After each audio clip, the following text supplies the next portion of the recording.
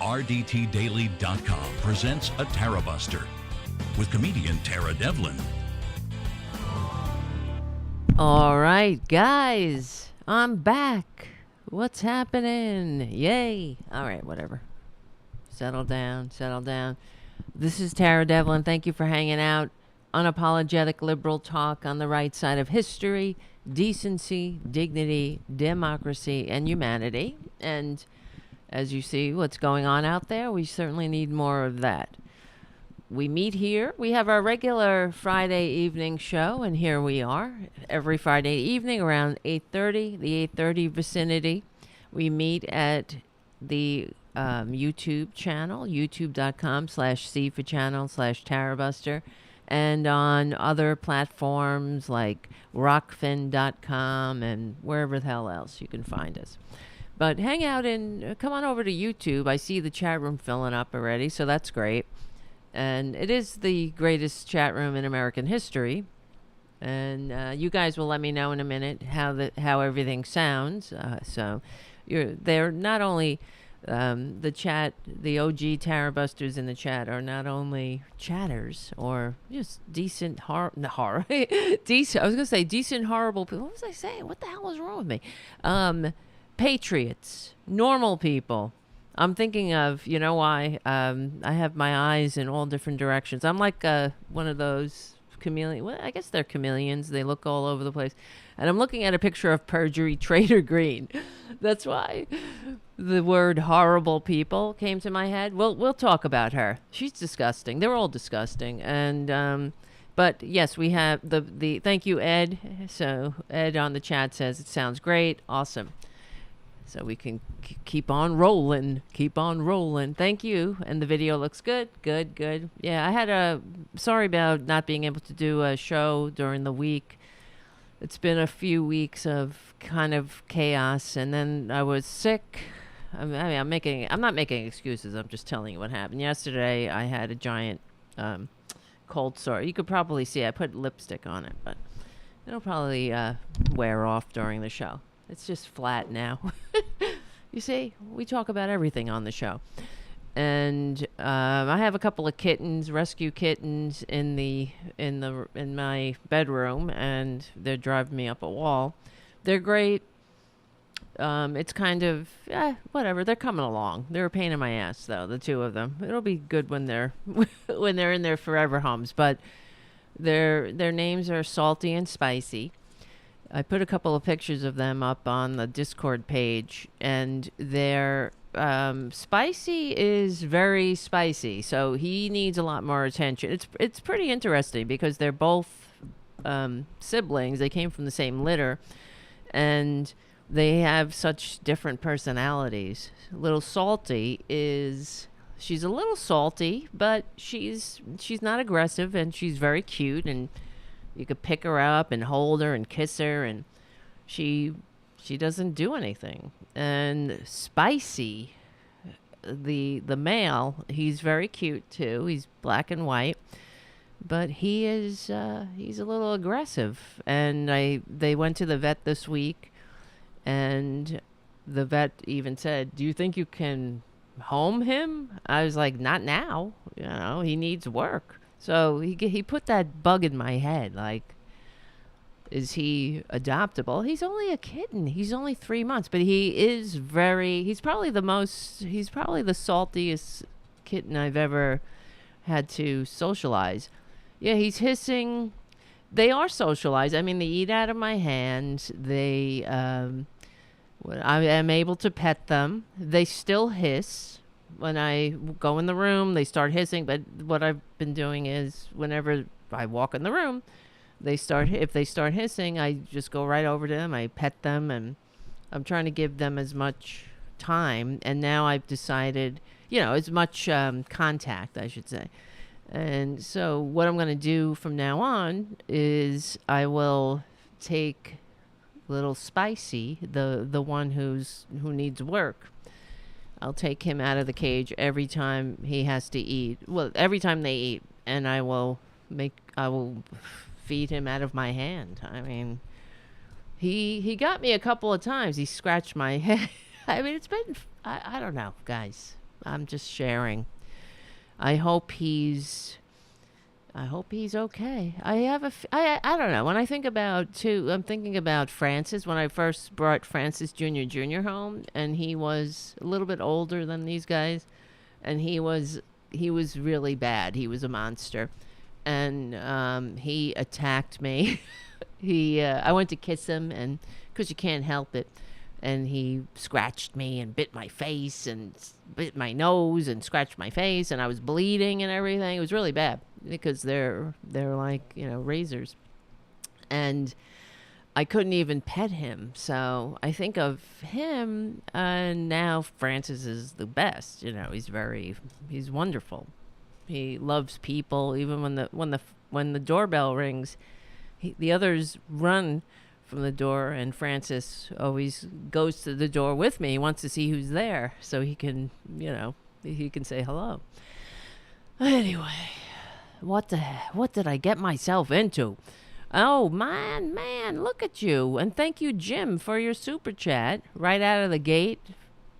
I really appreciate it. That's how we're going to keep the show going and growing. And remember, if you can become a patron, please do at patreon.com/Tara Devlin. And thank you, Pookie's mama, Irene. Well, Pookie's mommy.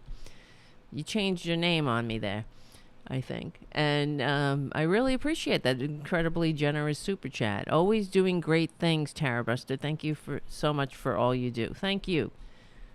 That'll help. That'll help keep the lights on in Tarabuster Studios, and we'll also pay for some of the vet bills, I guess.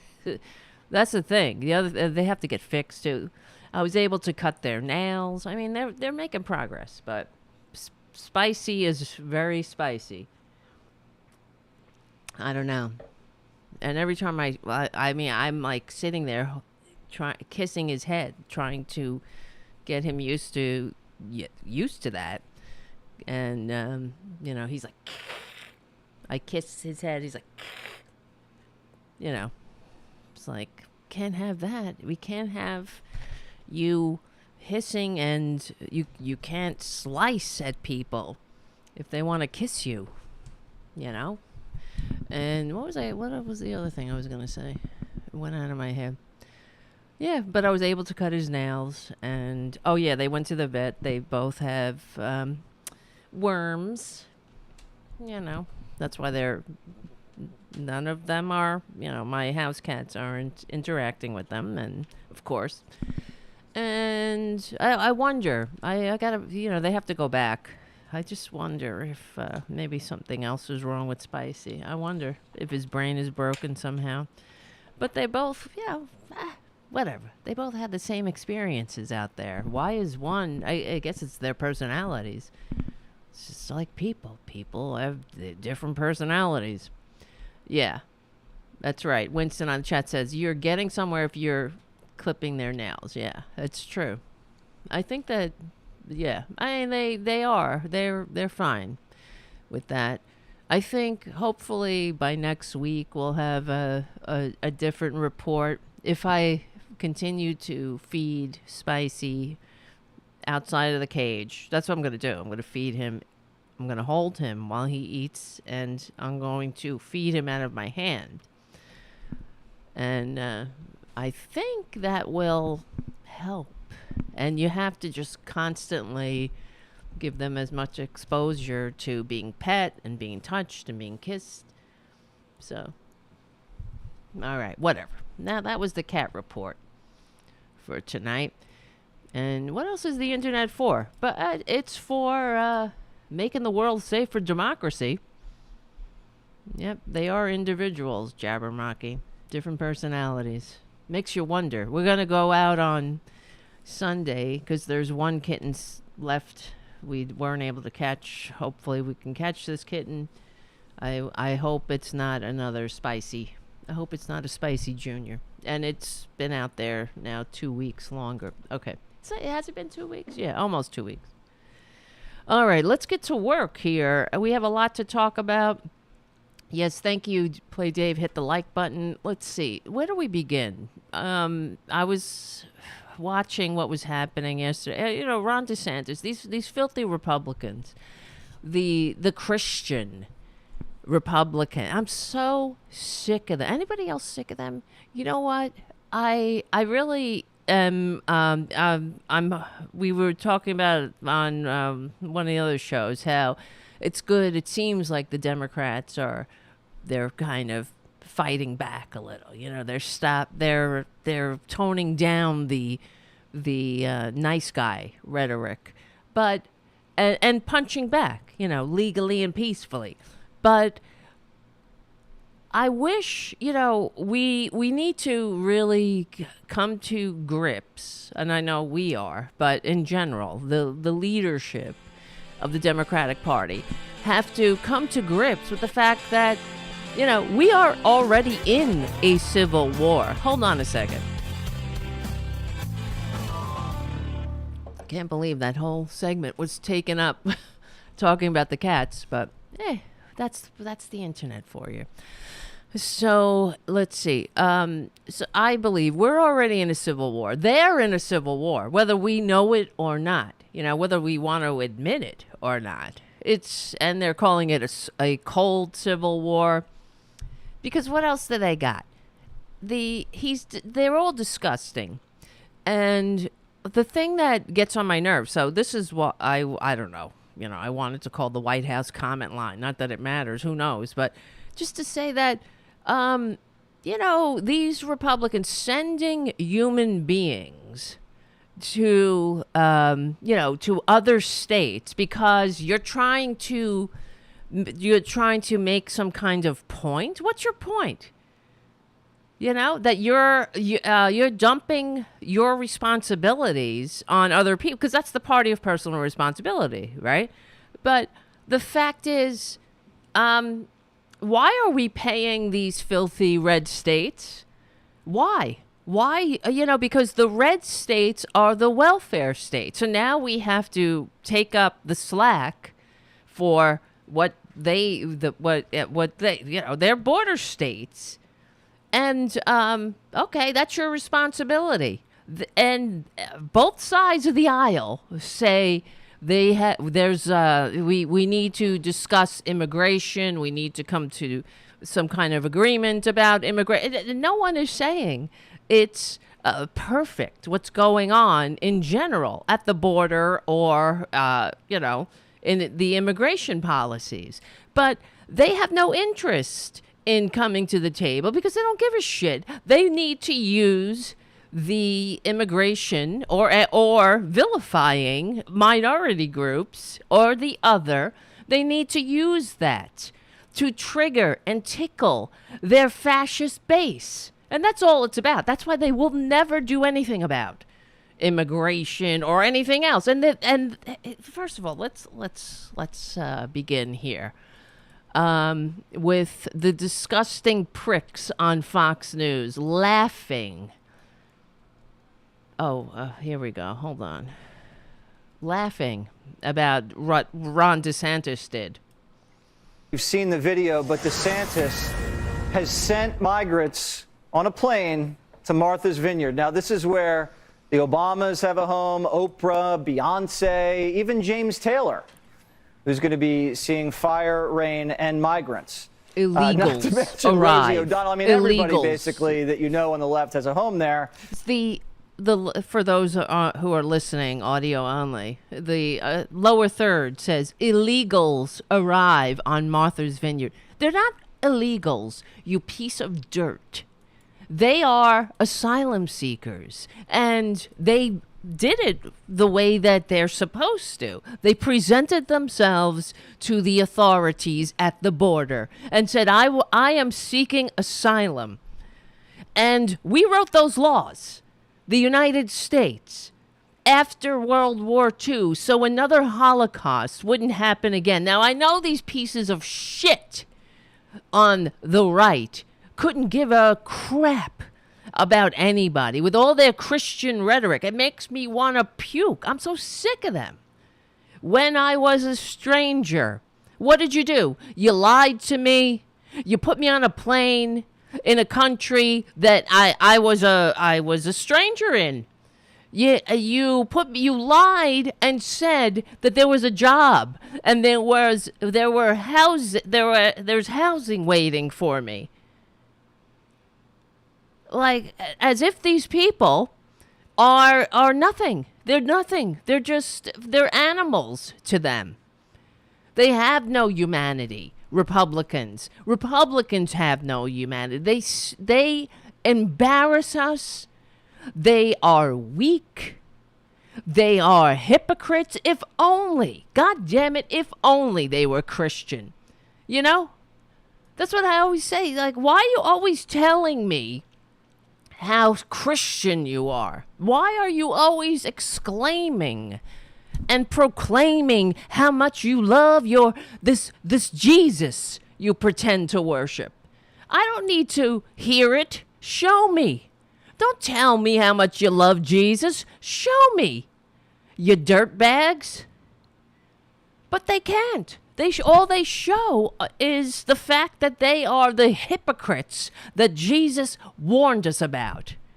That's why he told you to go pray in your closets.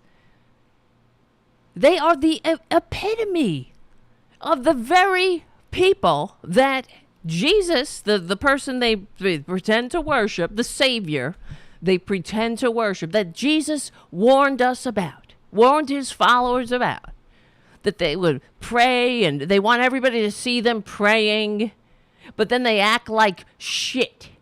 They act like monsters, and that's what they are. They are effing monsters. DeSantis, they talk about how he's going to run for president. God help us. God help us if we are to the point where Republicans have so gerrymandered and fixed and voter suppressed their way into another fascist goddamn coup. God help us with DeSantis. And, I always have to, when you watch DeSantis giving interviews and talking about how I'm sure you saw how he's like, oh, well, we'll send them to sanctuary cities and where they have facilities. If this was in any way sincere, why would you lie to people? Why don't you tell them it's only a shower, you piece of shit? And I'm sorry for cursing right out of the gate, but this is disgusting. Look at these two white fuckers. Look at them. Mike Pompeo, that evil fucking grin on his face. And Jesse Waters, with a stupid name to match his stupid soul. Do you think they're going to be embracing their new neighbors? These are all sanctuary cities until they're in their sanctuary. Right. I doubt they'll embrace them. Don't know that I've ever been to Martha's Vineyard. I've been to places where we've seen these migrants come across. This is not good for America. Yeah. What's with the dead? The dead souls. That's what when I see DeSantis, that's what he strikes me as you talk about the banality of evil. That's him. The banality of everything. He's just gross. And he really is dead. He reminds me of somebody who's dead inside. Vile, sick, disgusting. But it doesn't matter. Now, I want to tell you, it doesn't matter what the reality is. And as you know, the people of Martha's Vineyard have opened their homes to the migrants, to these asylum seekers. They've shown the best of America. So these asylum seekers were shown the worst of America, which is the Republicans. And then they were shown the best because because they didn't give a shit what happened to these people at all. They just said there's jobs waiting for you. Here you go. There's housing waiting for you. I mean, how disgusting. How disgusting are these people? They're disgusting. That's how much. Right. Thank you. Yeah, that's true. Play Dave says, now, Tara, you're only complimenting them when you call them monsters, hypocrites, and horrible people. That's right. They do. They do give monsters, hypocrites, and horrible people a bad name. I mean, to call them monsters, hypocrites, and horrible people is to elevate them. Because they're I don't know what they are. They're scum. But the scum, you know, I don't know. That is also kind of calling them scum is a promotion as well. Could scum ever be this hypocritical? Would scum ever be so filthy and vile to other? I don't know. I guess maybe it would be. But to call them scumbags, I always say, is that's also a promotion, because a scumbag, it has a utilitarian purpose. You know, you need somewhere to put your scum. But what is a Republican? You know, and who watches this filth on Fox News? You know what it is? It's racism. That's it. That's the only thing they have. And there's a lot of fucking racists in this country. Because I think about watching this little saga unfold and how horrible Republicans are. And I wonder who's going to vote for them. And millions will vote for them. You know, which is probably the most disappointing of all, that regardless of their behavior, regardless of the reality, people will vote for them. You know, why don't we send, let's say, this would be the equivalent of sending a bunch of COVID-infected, unvaccinated fuckers down to Florida, right? Wouldn't it be the same? Because they, if a highly vaccinated state, oh, you don't want to get vaccinated? You got COVID? Fuck off. Fuck off to Florida. You're welcome there.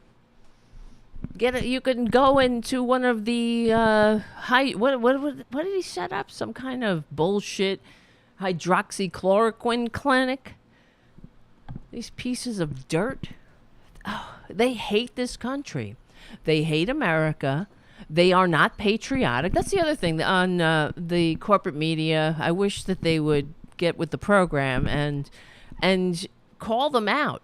Because if you're, like we do here, if you're motivated by owning the libs, that's your whole thing, is owning the libs, then you're not a patriot. So fuck off. You hate America.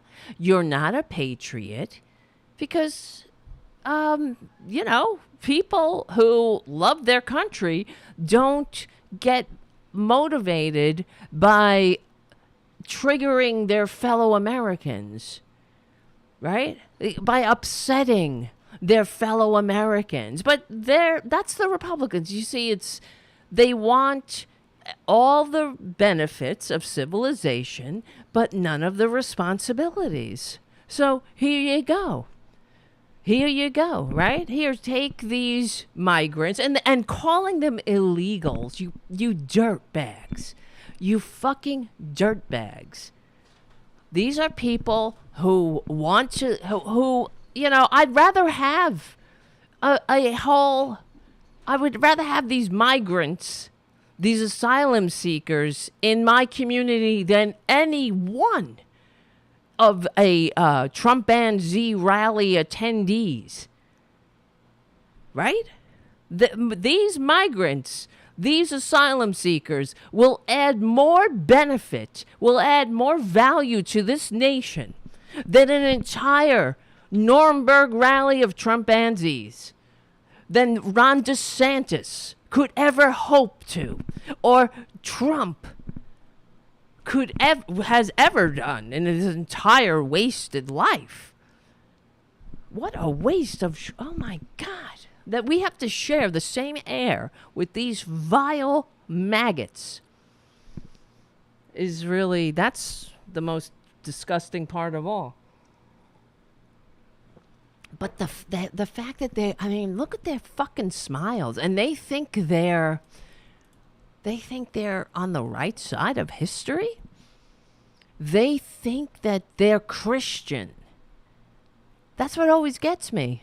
You know, I've met some real Christians in my life. I'm sure you have too. They're, you don't have to really, they don't have to tell you what they believe. They show you, they show you compassion. They show you that they follow the teachings of this ancient socialist hippie who gave away free health care and hung out with a bunch of dudes and no, not necessarily a prostitute in the desert. Here, look at, where is this? Gird your loins for battle. Gird your loins, we are going to fight. That's right. You put on the full armor you of God. Piece of shit. You take a stand against the left schemes. Yeah, you're going to face flaming arrows, but if you stand for truth, Fuck you and we will prevail. They were lied to again and again and fraudulently induced to board the planes. They were told there was a surprise present for them. Unbelievable. And that there would be jobs and housing awaiting for them when they arrived. Disgusting. This was obviously a sadistic lie. They are disgusting. They think that's funny? That you do this to other human beings who've come here for the American dream? But as they sit in their privileged ivory towers, right? These filth, who have never had to work for anything, who've never had to struggle, who've never crossed a desert to get a little bit of freedom that these pricks were born into, right? No one appreciates freedom than people who have risked everything to obtain it.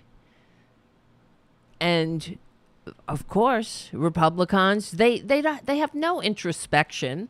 They don't ever say to themselves how lucky they were to be born in a country that where they don't have to escape a failed state, right? Where they have options, born on third base, thinking they hit a triple. The goddamn Tucker Carlson, the worst. He's the one. I mean, they're all in this together. Wait, hold on. Here's apparently, he's the one that gave them the marching orders. Where is it? See? Fucking piece of dirt. Has got to be Martha's Vineyard. It's a natural. Joe Biden took 70% of the vote on that small Massachusetts island. Over the past 4 years, according to FEC data, 92% of all donations from its biggest town, Edgartown, Massachusetts, went to the Democratic Party. Yeah, so you probably imagine Edgartown is pretty diverse. Fucking the Obamas live. So what? You see? Because government, they're unfit. They hate America. They hate democracy.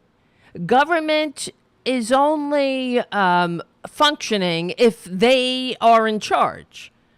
Because as we know, they hate democracy. So the enemy, we're beyond the, Civil War. We're here. Anybody who's a Democrat, according to them, is their enemy.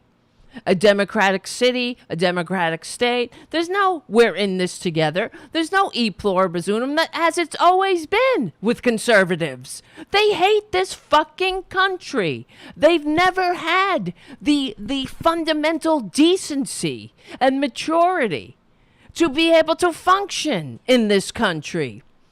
And there's something wrong with, of course, there's something wrong with Tucker Carlson. You're talking about somebody who is the fucking heir to the goddamn Swanson chicken fortune, this piece of shit who was not born, he was born on home fucking plate. This pudgy, this bloated, pudgy little white boy who's so obsessed with masculinity. Somebody call Freud, please. Get this fucker to goddamn a psychiatrist already. He's so obsessed. He wants to tan his balls. He thinks that masculinity is going because he's the friggin' perfect specimen of manhood. He's vile. To call him a man is an insult to men.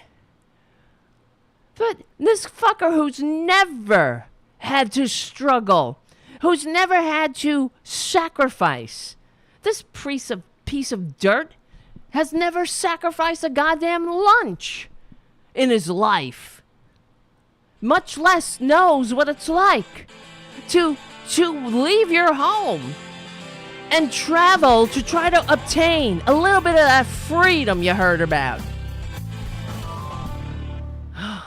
And Tucker Carlson, disgracing this country. That's what they do. They are a disgrace. They are an embarrassment.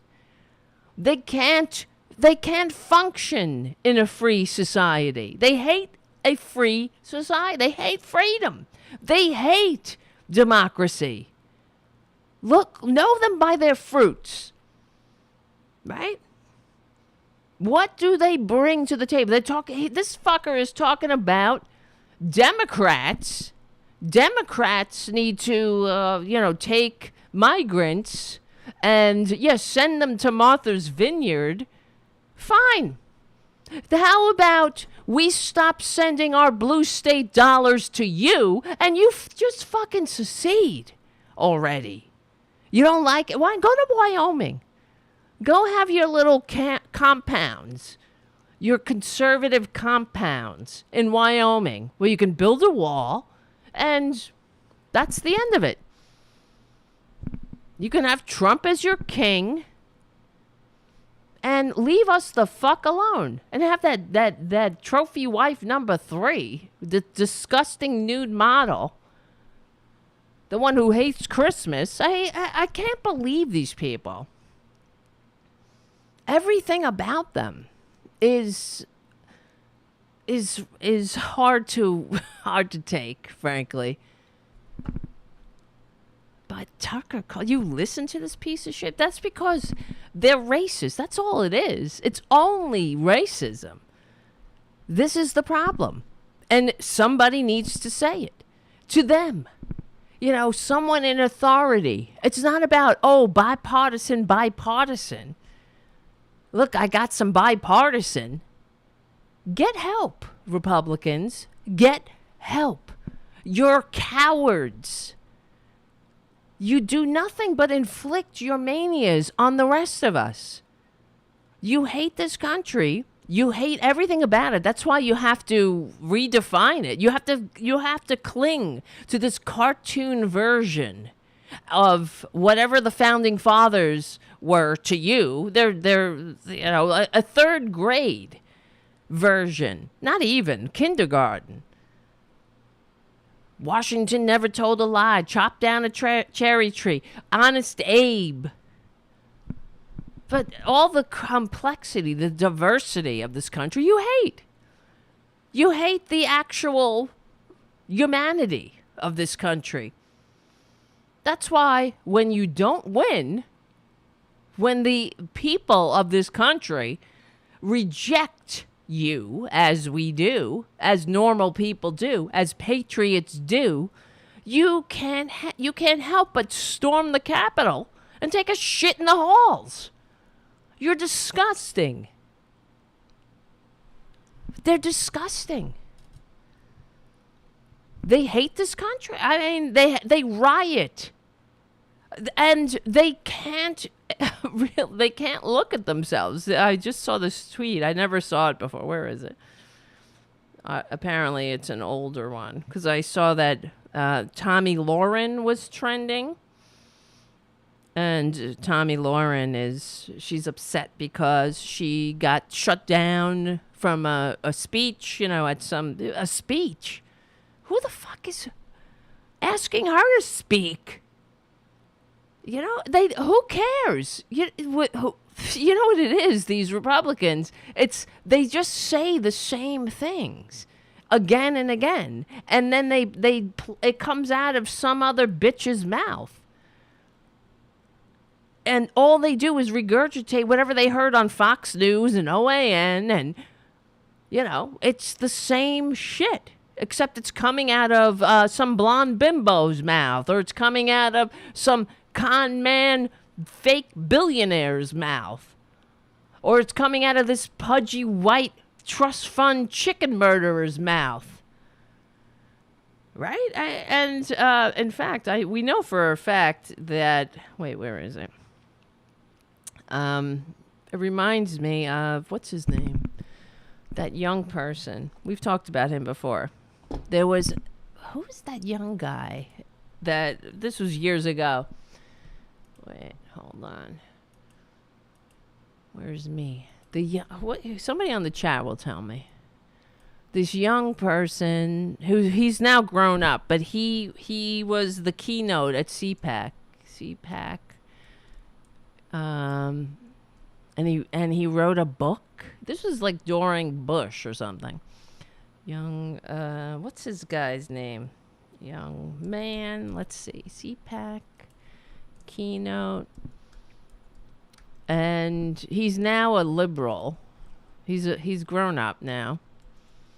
He went to college and he came out as a liberal.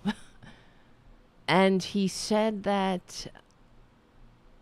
Somebody on the chat will remind me that the reason... Oh, and he wrote a book when he was young, but it wasn't... All he did was regurgitate whatever he heard on Fox News and Rush Limbaugh. He said that his father used to listen to Rush Limbaugh, and he was, this young person was a very smart person, obviously. He got, well, maybe not too smart, but...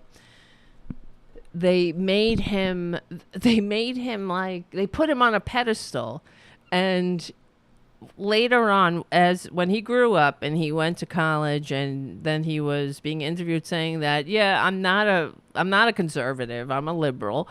And he was able to fool all these people. He wasn't trying to fool them. He was sincere, but all he was doing was repeating what he heard on Rush Limbaugh, and they made him their, as if he was some kind of little man Tate, this wonderkind. What the fuck is wrong with my phone? Why can't I open my photos? I keep trying to open my phone and all I see are pictures of cats. Okay. Oh yeah, here it is. Tommy Lauren from, I guess, before the election. If real Donald Trump were to lose, parentheses, he won't, his supporters will go to work tomorrow as we do every day. When Biden loses, his quote-unquote supporters will likely loot and riot. Tells you everything you need to know. Trump 2020. Now, you see what I'm saying? They don't need a wall. They need a fucking mirror, these people. Don't build a wall. Build a giant mirror so they can look at themselves, if they ever will. They don't have the courage to look at themselves. Somebody on the chat, tell me who this kid is. Is now a liberal. Jonathan Crone. Okay. Nobody told me. I just looked it up. Oh, yes, that's right. Play Dave. Sorry, you got in there. Yes, it is Jonathan Crone. But I find that interesting, his whole story. This was an article from 2012. I'm sure he's a lot. I haven't heard anything from him for a while. But it says that and this is the article where he came out as a liberal and said that he wrote a book defining conservatism that was blurbed by the likes of Newt Gingrich and Bill Bennett. And he still watches the speech from time to time, but mostly it makes him cringe because he's not a conservative. And he said, I think I was naive.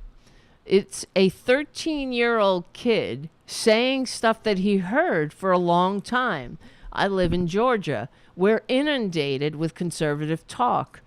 The speech was something that a 13-year-old does. You haven't formed all your opinions. You're really defeating yourself if you think you have all your ideas in your head when you're 12 or 13. That's impossible. You haven't done enough. See, they think that's how stupid these fuckers are. They made this person, this young boy, they put him on a pedestal. And let me see if I can find it. It's pretty amazing. But it says everything you need to know about them. They're full of shit. Let's see. Jonathan Carone. CPAC. Here it is. Yeah. Unreal. Wait a minute. Well, I am very glad to be here today, and I'd like to talk a little bit about the principles of conservatism, and I only got 2 minutes, so I better make it quick. In the book, first of all, let me start why I decided to write this book. During the election, I noticed that there were so many people throwing around the word conservative and liberal and socialism, and so I decided that there were too many people who threw the term conservative around who didn't understand what they were talking about. You're a child. Child? Oh my God, but they're all children. We're listening to Jonathan Crone from CPAC from 2012. They didn't understand what conservatism was. They didn't understand conservatism as a base of principle, but they understood it as a base of policy. You're a child. Many people have come up to me and said, so you're a Republican, you know, you get up there and you do this Republican stuff. Oh my God, it's so embarrassing. I feel embarrassed for him. Is he doing an imitation of who? Kermit the Frog? You're talking about politics, and I always have to tell them that no. Conservatism is not about the party, because the party's merely the shell. It's the inside, it's the filling that really means something. So I want to get that straight. But in the book, I define conservatism, and as I believe it is fit, upon 4 categories of principle: respect for the Constitution, respect for life, less government, and personal responsibility. Oh, sure, Booby. Sure you do. I could eviscerate every single one of those points, as you know. What was it? Respect for the Constitution. They hate the Constitution. They, as you could see by, let's say, January 6th, okay? Respect for life, 1 million dead. What was the last time we had, what do you call it, mass graves in America? Oh, yeah, Trump. Remember? Let's make America great again. Bring back the mass graves. And also the fact that abortions, you know, they talk about life. They hate life. They want more abortions. They just want the added bonus of more dead women on top of more dead, you know, just more abortions in general.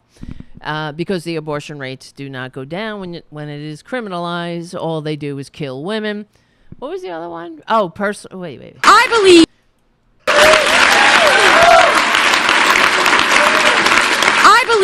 Wait. Respect for life, less government. Less government. Oh, which also means it's Goldilocks government. Government is just right in the ways that it serves them. Like when you get to rip off welfare funds to make a volleyball stadium. That's government is just right. Right? Government, if in the ways that it serves them. If it seems to do anything for anybody else, then it's too big. You get it? Because they hate America. They hate their fellow Americans. They hate e pluribus unum, and it really does boil down to the fact that they're racist. And the personal responsibility, that is rich. That is the biggest joke of all.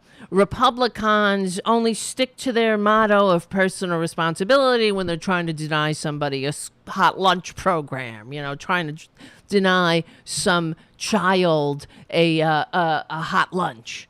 But when it comes to taking responsibility for every crime, for stealing secrets, for anything, just we could tick off the list. Personal responsibility. They don't take responsibility for anything they do. It's always somebody else's fault, right? Everything is someone else's fault. They never own their crimes. They never, ever look at themselves. What personal responsibility? Look at January 6th. They can't even take fucking responsibility for that. When we see, it's everybody else, right? It's Antifa. It's Black Lives Matter. Oh, and we'll get to Perjury Traitor Greene that's another thing we wanted to talk about tonight, how she trips a young activist. She trips this girl because that's who Perjury Traitor Greene is. She's unfit. And she trips this girl and goes, "Oh, excuse me," to cover herself, to cover her ass. Instead of just being like, yeah, bitch, I tripped you. Because they're fucking children. And nothing says they are children more than literally having a child speak to them at their convention. It's a child who is a parrot. That's it. And he admits it. When he got older, he's like, yeah, all I did was repeat what I heard on Rush Limbaugh's show. That's all it takes. And that's what's Tommy Lauren doing? Speaking? That's what she's doing. That's what she's doing. She's just repeating whatever she heard on Tucker Carlson. That's it. And if she ever strays off of the party line, that's when the backlash. I remember how not too long ago she said something that she was pro-choice, that she was pro-choice, right? And that was it. She got disinvited from all these other conservative whatever the fucks, and there was a backlash to her, because it's all groupthink. And that's it. Rugged individuals. Just try being an individual, though, and they'll kick you out of the tribe. And personal responsibility. I believe the personal responsibility of a 13-year-old. I believe that this is the key, that principle itself is the key to conservatism. Because in many ways, if you do not have a principle base, you do not have policy. And if you do not have policy, in many ways, you do not have an ideology. The key also to conservatism is to go over power. Many people in other ideologies think that it is the key to have ideological power and fervor. In the conservative viewpoint, we believe that it is principle-based. It is the people first, the people's rights, based upon principled views. And I believe that this is the key to the conservative viewpoint and its effectiveness in America. So as I close and as I get ready to leave, I want you to understand, I want the American people to understand, the conservatism is not an ideology of feelings or romanticism, as some people like to say. It is an ideology of protecting the people and the people's rights. Oh, wow. A 13-year-old. What right? Oh, look, thank you. Giving him a standing ovation. Thank you. Thank you, ladies and gentlemen. Thank you, ladies and gentlemen. And as a 13-year-old boy, I will now return to masturbating every 20 minutes in between speeches. and Rush Limbaugh show. It is exhausting. Thank you. Personal responsibility. And I know all about that as a 13-year-old. A standing ovation for a parrot, a little parrot. That's what it is. So, where was I? Hold on a second. What are we doing? Okay, I'm just checking the time. They're disgusting. Yeah. All right, let's see. I'm trying to keep it short or concise, I should say.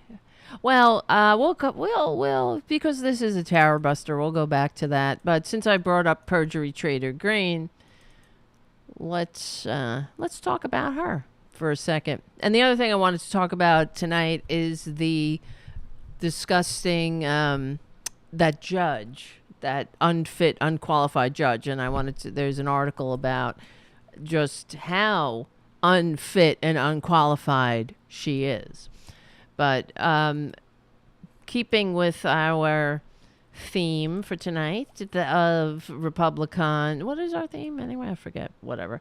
Well, this is our theme every night. Republicans are unfit to hold leadership positions in a modern nation, but they are also as patriotic as they are Christian, meaning not at all. They hate America. And here's Perjury Traitor Greene tripping an activist. Here's the little encounter. So these young people came to Washington, D.C. to lobby their members of Congress about children being murdered in school here in America. You know, in other countries, it doesn't take massacre after massacre. It doesn't take a daily massacre to do nothing. Other countries have had incidences or, it usually just takes one massacre and that's it. They do something about assault weapons, and Perjury Traitor Greene thinks that the Second Amendment means that everyone could walk around with an assault weapon, which it doesn't. I don't understand what the filthy Republicans think. Of course, they're cowards, but the thing is, what part of well-regulated militia escapes these pricks? They love the Constitution, though, right? Just like how the size of government is only as just right in the ways it serves them, they pick and choose the Constitution, just like they pick and choose the Jesus, right?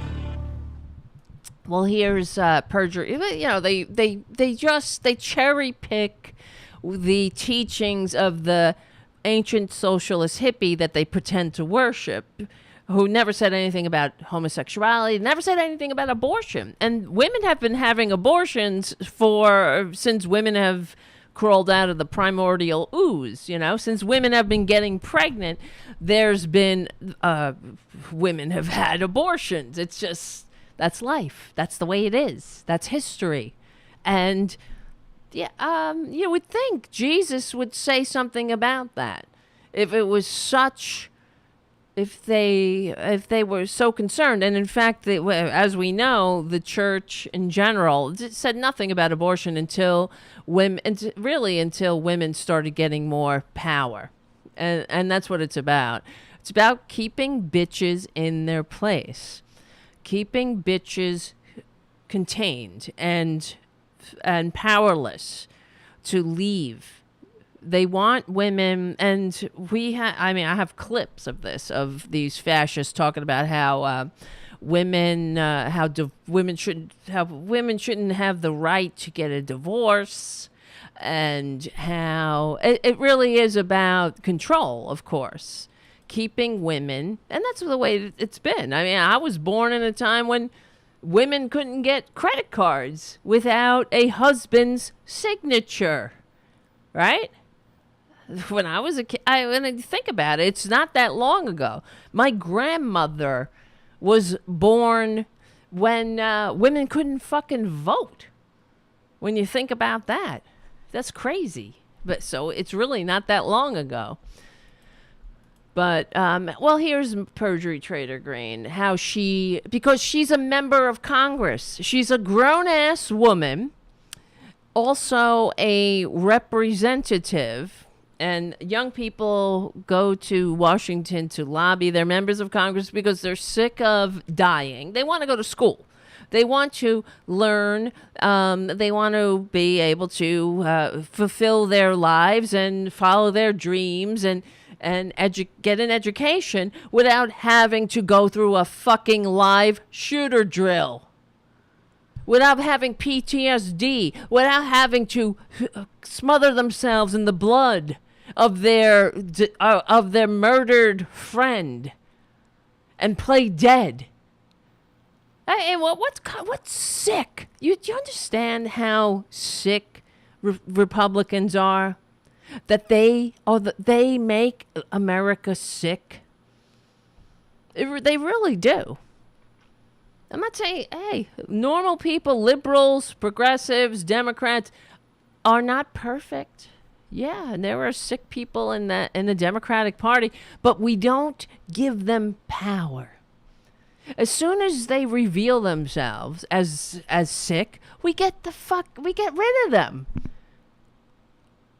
And you could say everything you want to say about the Democratic Party, and we do, but you know for a fact that no con man coming down an escalator calling Mexicans rapists would ever become the standard bearer of the Democratic Party. It's just the way it is, and you know that. No one. An overt racist? Never. It would never happen. As much as you could say both parties are the same, I'm so sick of that, I want to vomit. They're not the same. Both parties are swimming in the same disgusting, filthy, corrupt pool of money in politics, but no, both parties are not the same. One party is a fascist, racist, and anti-democratic party, small d Democratic Party. The other party is trying to govern, to have a country that works for more than just the fucking white douchebags who sit on Fox News. The more than just Sean Hannity and Tucker Carlson. It's true. At least, people who are in the Democratic Party or identify as Democrats, they're trying to make a country that works for everybody. I'm not saying everybody is, whatever, perfect and great. I'm not saying that, Joe Biden doesn't make me want to pull my fucking hair out sometimes. Or people don't make mistakes, or they don't they're not in this corrupt system. The system is corrupt. That's the truth. Money in politics is the root of the evil. But, there's only one party that has a progressive caucus where the qualification for being in this caucus is you don't take corporate money. So if you're swimming in a corroded pool of filthy bribes, of legal bribes, at least, you got the progressive caucus that's trying to do the work of the people and not be influenced by that. And there's no getting around the fact that you dance with the ones who brought you to the dance, right? That's human nature. You don't bite the hand that feeds you. So you want to say that it doesn't influence, money doesn't influence people? Of course it does. That's why we're here. That's why it took Obama with the ACA the Republicans would complain about how, it was thousands of pages. It was only thousands of pages because everyone was trying to fillet the for-profit health insurance racket. They wanted to have their cake and eat it too. You can't have a health system whose primary purpose is to make a few fuckers very rich. And that's what the problem was. And everybody knew it, except nobody wanted to do anything about the actual problem, which was money in politics. And if we didn't have money in politics, we would already have universal health care. We would already, there's many other things to that too. It's the reason we don't have universal health care is not just, it is money in politics. I really believe that, but also racism. That's another reason we don't have it in this country, because they're constantly using it as a wedge to divide people. You know, it's about, do you want to share with people who have darker pigment? That's part of the reason we don't have it. But anyway, let's watch Perjury Traitor Greene act like a member of Congress, a Republican member of Congress. Oh, wait, that's the microphone shaking? What the hell? I guess it's not tied down or whatever. Come on, microphone. Children. You're helping kids get shot in school. No, I'm not. No, No, you're helping. You're a coward, is what you are. You're a coward. You're getting kids shot in school. Children. You're helping kids get shot in school. No, I'm not. No. No, you're helping. You're a coward, is what. Such scintillating debate skills. You're a coward. Mind you, guys, these are young people talking to a member of Congress. How am I a coward? You're the one running away. You're the one running away. No, gun rights protect people. Gun rights protect. Oh my God, these people. We'll be right back. We're watching Perjury Traitor Greene act like herself, a baboon. Oh yeah, what does gun rights do for all the kids who keep getting shots in school? How am I a coward? Can you believe her? What do gun rights do for all the kids getting shot in school? What's Perjury Traitor Greene's answer? You're such a coward. I hate these people. I'm so sick of them. I can't. Thank you, Jim. Jim is really blowing up the super chats. Let me start again. When will Republic clowns ever gonna learn how to quit being so delusional? Says Errol. Thank you, Jim. I love that you're quoting Errol. You're a coward. Not you, Jim. I'm talking. That's Perjury Traitor Greene. What is gun rights doing to prevent kids from being shot in school? You know, you're a coward. You're scared of guns. You're scared of guns. Oh, yeah. What a coward. You know what, bitch? You're a fucking coward. You're a coward. You can't go to the goddamn anywhere. You can't live in a country without walking around with a fucking gun? Where the hell do you live? What are you so afraid of? You see, it's another example of how they hate America. They hate their fellow Americans, and they think that, I don't know where the fuck they think they live. They need to walk around fully armed constantly, and she's got the balls to say you're a coward to someone asking a question. What do you think? What did he say? Something, how does gun rights protect young people from being shot in school? That's a legitimate question. You're a coward. No, bitch. You're all cowards. And where does it stop? That's the other thing. I hate these fuckers. Well-regulated militia is not Perjury Traitor Greene with an assault weapon. Okay? These people are sick.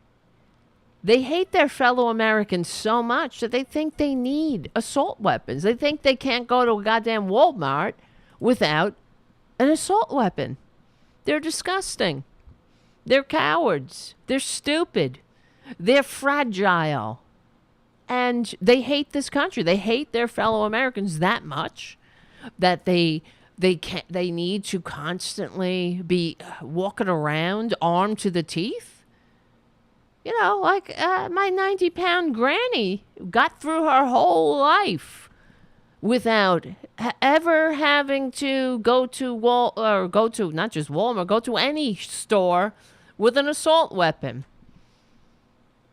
How did she do it? I don't know. It's crazy. She lived in Jersey City, too. Unbelievable. Right, Junior? Junior's here, Tara Jr. Tara Jr. properly. Hi, honey. How you doing? And, yeah. Oh, well, here, let's keep going with this. Hold on. Junior, stop it. Where the hell is my damn eCam? Again. Is this happening again?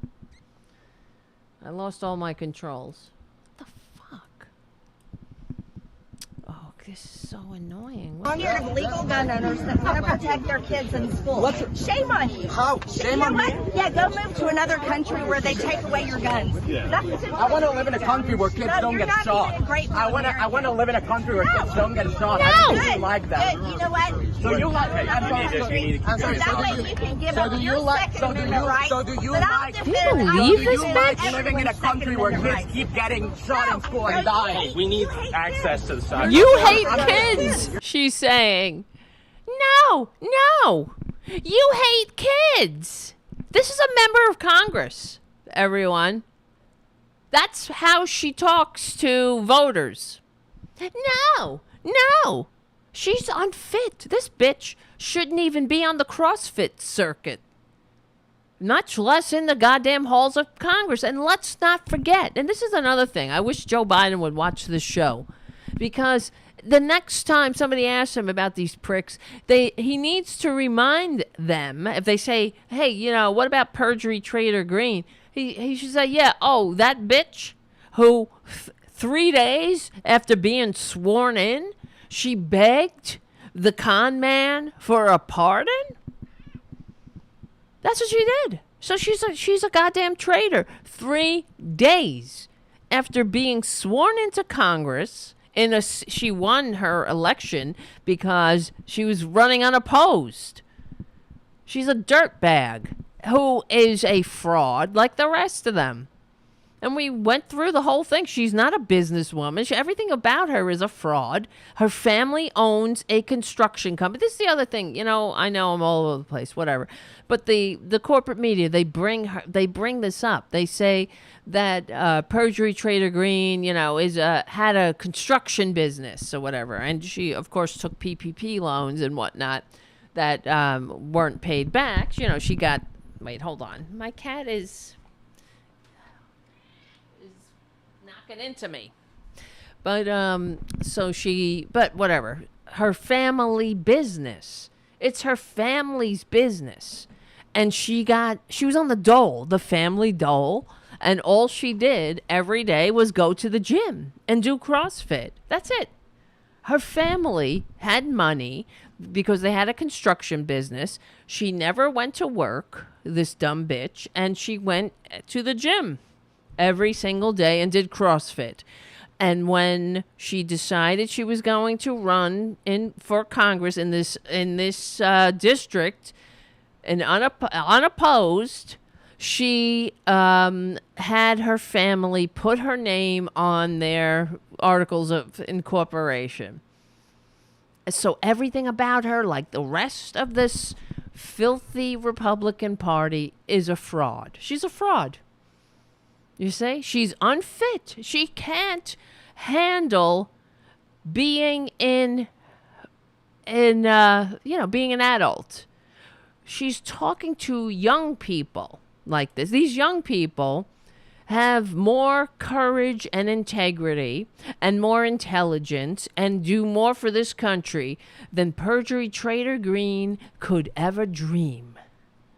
Right? In fact, you can argue that all of these Republicans, not just Perjury Traitor Greene, the whole bunch of them, they don't bring anything to the table. They don't add anything of value to this country. What do they do except poison it? They add their filth and their poison and their sickness. They get very upset when everyone is trying not to be bottom-feeding dirtbags. So they get very triggered by that.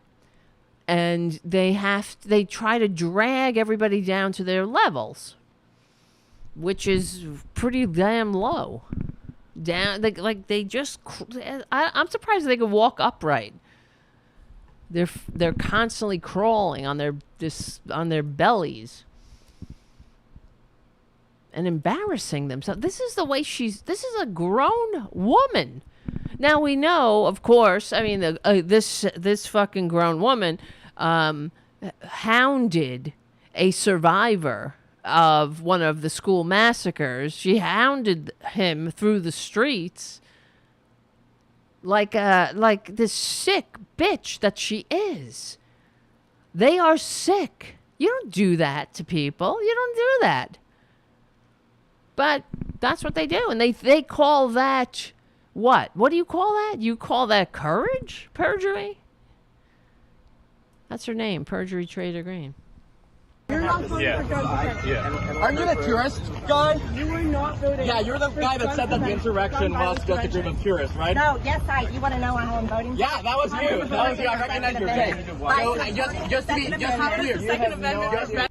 Wait, here it goes. Gun violence.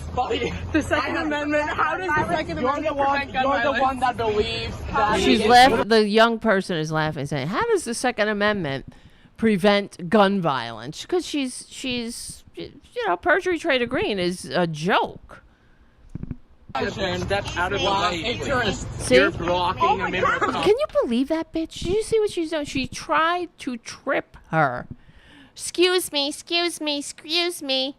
She put her foot around the young girl's foot as she's walking and literally tried to trip her and said, excuse me.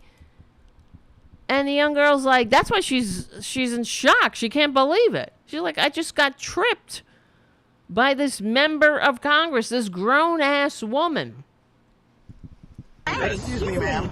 Excuse me. Citizen talking to members of Congress. You can't block members of Congress. You can't block members of Congress. Who's blocking her? No one's blocking her. She's walking at a pace. And Perjury Traitor Greene is, of course, the victim, right? She's the victim here, everyone. Ugh, I hate them. I really hate them, guys. What are we gonna do? You can't block. Excuse me. Can you believe where we live? I have a question. I was in Boulder during the Colorado shooting at the supermarket where 10 people were murdered down the street. You know what? I support people to protect themselves with their guns, okay?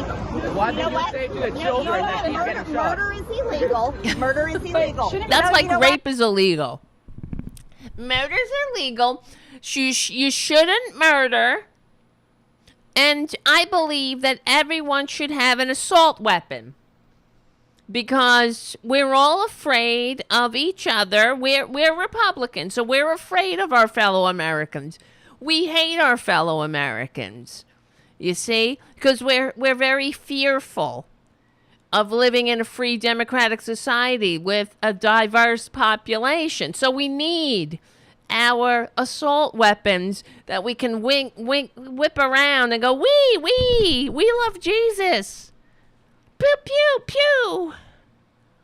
Because we are, we're free. We're so free that we can't go to the store without an assault weapon. We're so free, but don't ask us to wear a mask. Pew pew. In the middle of a pandemic.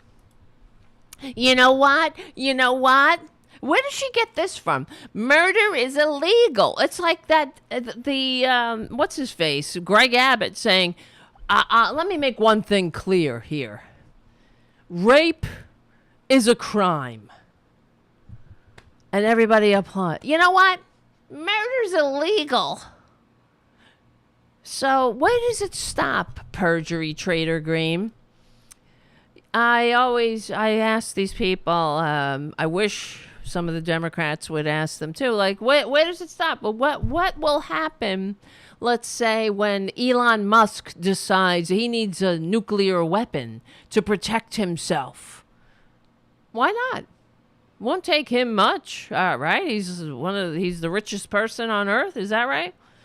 He's got a rocket and a missile. I don't know what the fuck he's got, but he could. What would it take for the richest person on Earth to arm one of his rockets with a nuclear weapon? And then where does it stop?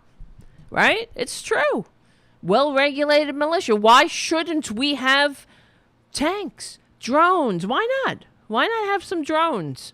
Why not have if you can afford it, who needs a assault weapon when you can have a nuclear weapon? And why shouldn't he? He's got to protect himself. Second Amendment and all. The Second Amendment, there's a lot of crazy people. There's Kim Jong-un with nuclear weapons. There's the Saudis. It's very scary. Putin has a nuclear weapon. So why not Elon Musk? Why not? They love Elon Musk. Why? I mean, that's the logic. A well-regulated militia does not mean everyone should have an assault weapon. You filthy fucking cowards. You want to go play with an assault weapon, join the National Guard. That's the well-regulated militia, but I hate them, you see. And their need to cling to their assault weapons is just another example of how much they hate this country. They do. They hate America because you cannot call yourself a patriot when you hate basically everyone in the country. And their country, it only works, when they win. That's when it's constitutional. And, it doesn't matter that we all agree. We have laws, right? We're a nation of laws, supposedly, except for Trump. And we agree on these certain laws, and they don't like those laws. What's the difference between now and the Civil War? It's the same thing. Back in the 1860s, they back then, it was the same thing. It's always conservatism. They only like a country when they're in charge, and they only like the laws. Forget it. Forget that the laws that we all agree on, that we vote into, we say this is the kind of civilization we want to live in. If they don't agree, they have a fucking conniption. They shit their diapers. They get out their little weapons and go bing, bing, bing, pew, pew. I'm secede. Why don't they secede already? Please, secede now. Do us a favor. I'm so sick of them. I am so sick of them. But worse than sick of them, I'm sick of them. You know what I'm sick of? I'm sick of allowing them to get away with their shit. With this bitch with this Perjury Traitor Greene tripping, this young person, people all on Twitter were like, press charges against her. Why not? Why the fuck not? She assaulted somebody. That's what that is, and we have it on video. She literally tried to trip that girl. And that's a grown-ass member of Congress who gets to get away with whatever. Oh, excuse me. How do you say excuse me? You know, the person walking in front of you, you flip your leg around their front leg and try to trip them. And you're like, excuse me. Because, you know, they are immature. They haven't matured past zygote in their brains. They're disgusting. They think this is a schoolyard bully. That's what it is. They have lowered political discourse to a schoolyard bully taunt. That's how they behave. That's why they can't handle living in a free democratic society. They lack the maturity. Am I wrong? Please, am I wrong? I'm not. So, I don't know. Of course, Perjury Traitor Greene will, of course, get away with her shit, as always. But when will it ever catch up to them? Will we see the day when their crimes, their behavior, their antics catch up to them? I really hope so. Because I'm tired of them getting away with it.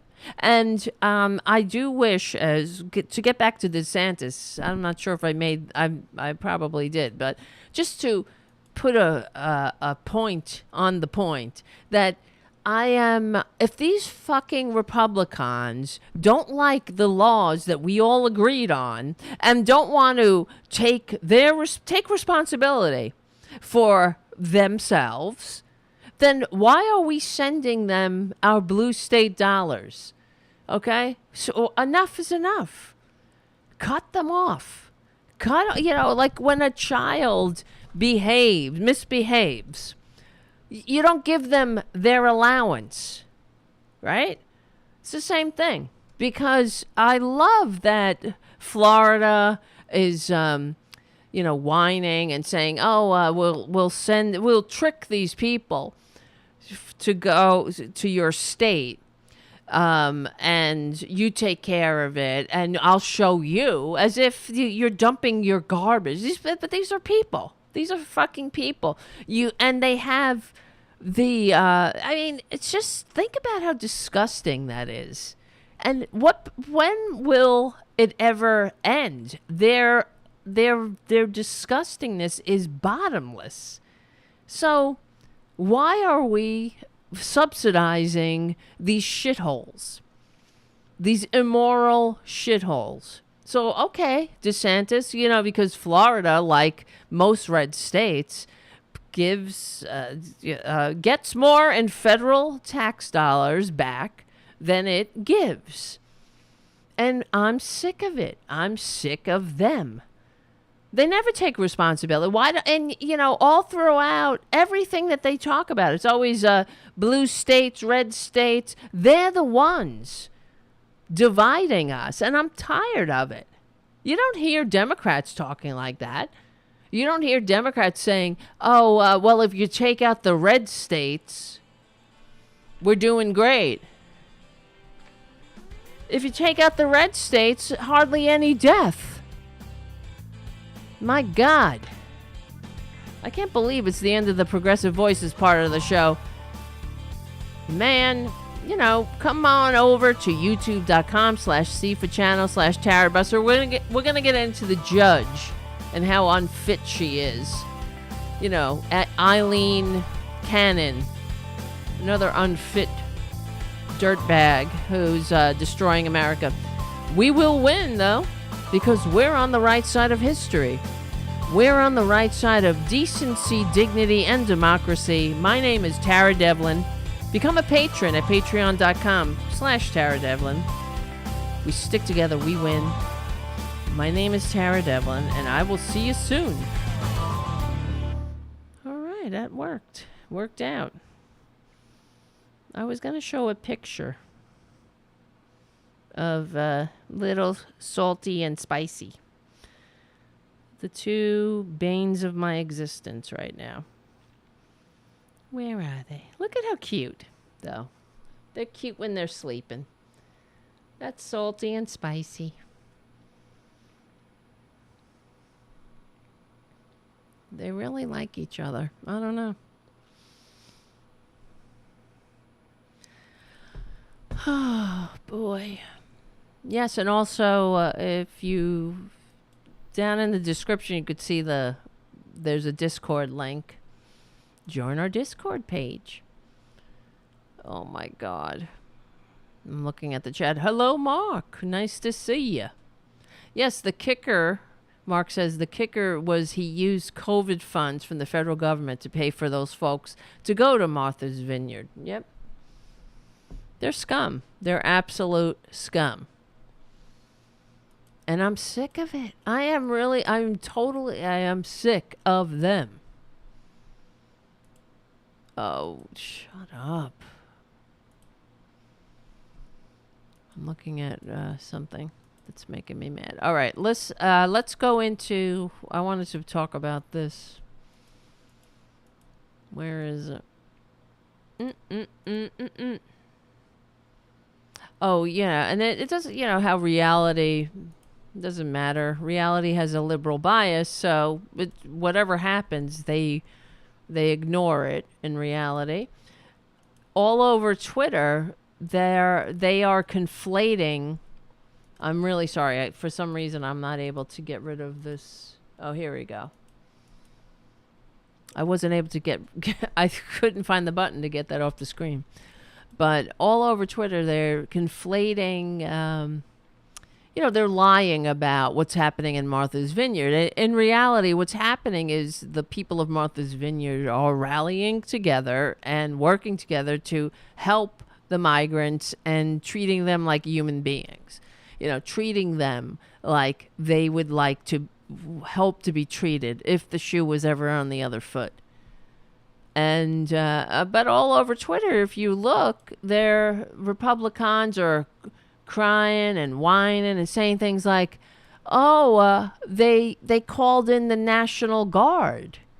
Meaning that, Republicans they realize, they know that they will never, they only read headlines and they'll just believe whatever shit comes out of their mouths, out of Republican mouths.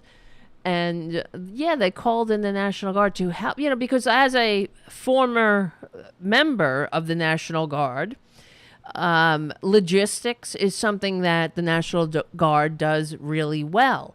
And one of the missions of the National Guard is humanitarian. So we are often called in for humanitarian purposes. And so it has nothing to do with hurting these people or treating them like the dirt that Republicans treat them as, but it's about the logistics of getting them a place to sleep and eat. How do you move a bunch of people to a location and make sure they have food and shelter and resources? That's something that the National Guard does every single day, right? That's the Army. No one does that better than the Army, mobilizing resources. But the Republicans realize that they're the dummies who believe them, who are racist like the rest, that's what they count on, racism, will just buy whatever bullshit comes out of their mouths. And they won't see, they're not looking at normal, actual media. They're only listening to Jim Jordan. Jesus Christ. They're monsters. Okay, so where is this? Speaking of monsters, hold on. Where is this? I'm looking at this. Yeah, this judge. Speaking of, Republicans are traitors. We know that.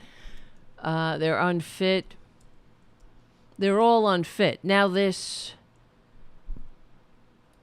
filth, her name is Aileen Cannon.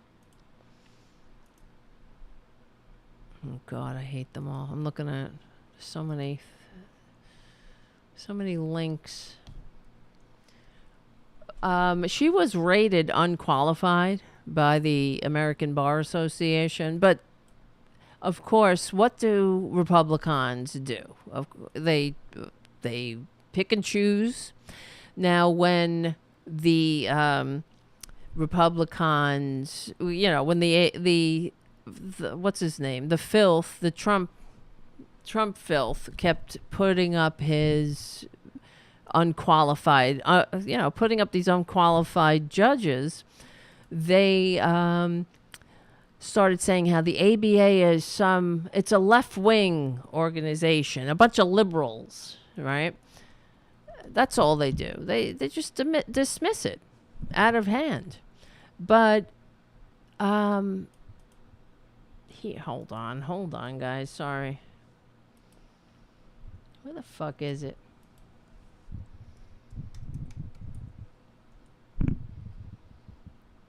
Wait a minute. I'm looking for this Crooks and Liars article.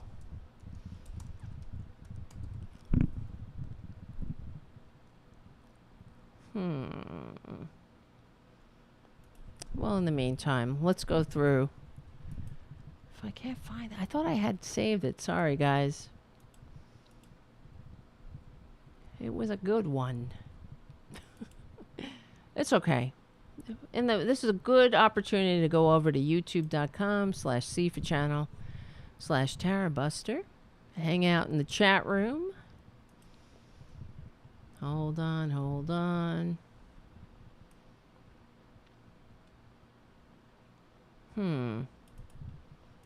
Son of a bitch. Well, I'll find it. Don't worry, guys. Don't worry. It's okay. Everybody's in the chat room hanging out. They still like the show. And where is it? I'll just read it. Hold on, guys. What the fuck? I hate when this happens on a Friday show. Oh, while I'm looking for this, let me remind you guys that actually we will have our show this week during the week because Tom Hartman's coming on the show on Wednesday. Ain't that nice? I won't say that. I won't say ain't when he's on. Where Tom Hartman's coming on the show to discuss his new book, The Hidden History of what is it? Of neoliberalism. Yes. Exactly. All right, Aileen Cannon. Here's from a Twitter thread. Aileen Cannon, a 38-year-old lawyer. So the only reason they put her on the bench was because she's young and she's a member of the Federalist Society. So she was rated unqualified by the ABA, but she had no judicial experience and a limited resume in her own admission. She was appointed as a federal judge just as Trump left office. So Cannon's primary credentials for the job were apparently her young age and membership in the Federalist Society. And for those who don't know, Aileen Cannon is the bitch, the dumb bitch who thinks that Trump should that thinks it was fine, that Trump walking out of the White House with classified documents was no biggie. They might have been executive privilege. I don't know. I guess she forgets that those secrets, they don't belong to Trump. They belong to the American people. And what the hell is he doing with secret? accidentally walk out of the White House with classified documents. That's unbelievable. I mean, it's not like there are classified documents just laying around. You're like, okay, just put everything in this box. Oh my God, here it is. I found it, thank God. So, here, but I'm looking at this Twitter thread. I'll show you what I'm looking at. I will, I swear to God, I'll show you. So we can watch it together. So here we go. There's a wedding photo. Okay. Her professional experience was so limited that she was forced to admit on her Senate Judiciary questionnaire that she had never made any speeches, produced any reports, participated in any panel discussions, or spoke at any conferences or written for any bar association. You see this? So on the questionnaire, supply 4 copies of reports, memoranda, policy statements you prepare. So she has no qualifications. Could you imagine applying for a job, a lifetime appointment? Lording over the rest of us, sitting on the bench, lording and making decisions about people's lives and the lives of the American people, the America itself. And we all have to follow her? Look, what have you done? Supply 4 copies of any reports, memoranda, policy statements you prepared or contributed in the preparation of or on behalf of any bar association, committee, conference, organization. If you do not have a copy of the report, give the name, address, and organization that issued it. She writes, none. Supply 4 copies of any testimony, official statements, or other communication relating in whole or in part to matters of public policy or legal interpretation that you have issued or provided or that others presented on your behalf to public bodies or public officials. And she writes, none. Supply 4 copies, transcripts, or recordings of all speeches or talks delivered by you, including commencement speeches, remarks, lectures, panel discussions, conferences, political speeches, question and answer sessions. Include date and place where they were delivered and readily available press reports about your speech or talk. If you do not have a copy of the speech, give the name and addresses of the group before whom the speech was given, the date, and the summary of the subject matter. If you did not speak from a prepared text, furnish a copy of any outline or notes from which you spoke. And she writes, none. I have more fucking qualifications than this bitch. Seriously.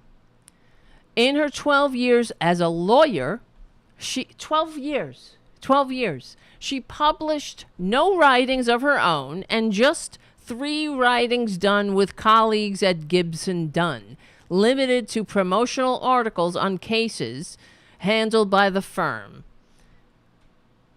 So, list the titles, publishers, and dates of books, blah, blah, blah, letters to the editor.